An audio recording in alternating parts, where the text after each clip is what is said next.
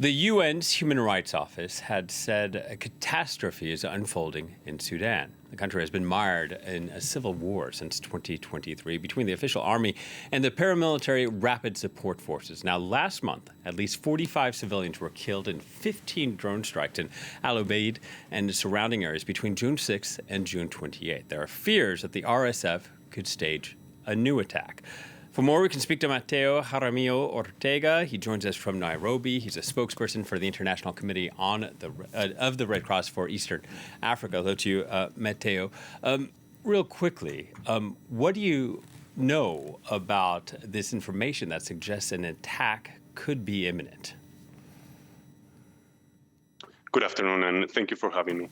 We don't comment on military movement. That's not our role. But what we can say is that we're not going to wait to find out what is going to happen. The people in el-Obeid are under immense pressure. We're talking about more than 500,000 people, including more than 100,000 displaced, facing repeated disruptions to clean water, electricity, fuel, healthcare.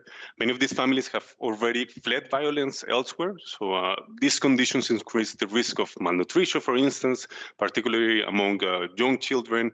They spread preventable diseases like waterborne diseases such as cholera. So it's worth mentioning that el-Obeid, the capital of North Kordofan, is a critical humanitarian hub, and that is a crossroad linking central Sudan to Darfur. Access to the cities, if it's cut, is not only affecting the more than 500,000 people there, it threatens the aid of the pipeline for humanitarian aid for the entire region.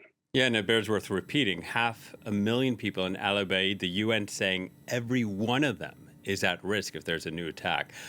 Mateo, we call this a strategic flashpoint. What happens if el-Obeid falls into the hands of the RSF? You mentioned the pipeline of aid being in the middle of the country. Could Sudan be cut into two?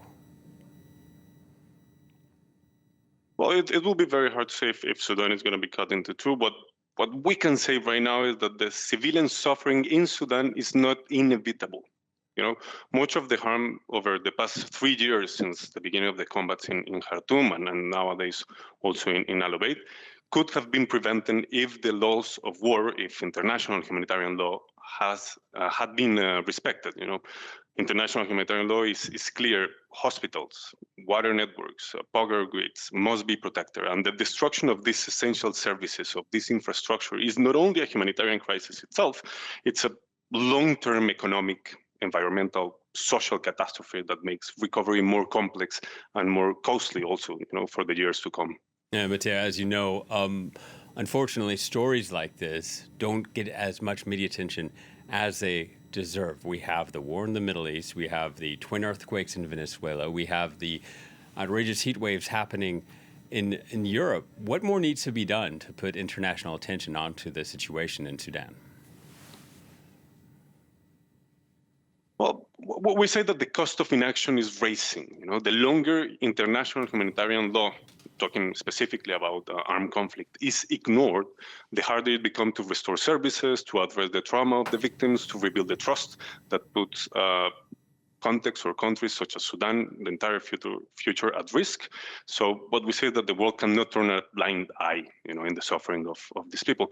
That's why we're present. We have been present in Sudan since 1978, and today we have more than 600 staff members in the country.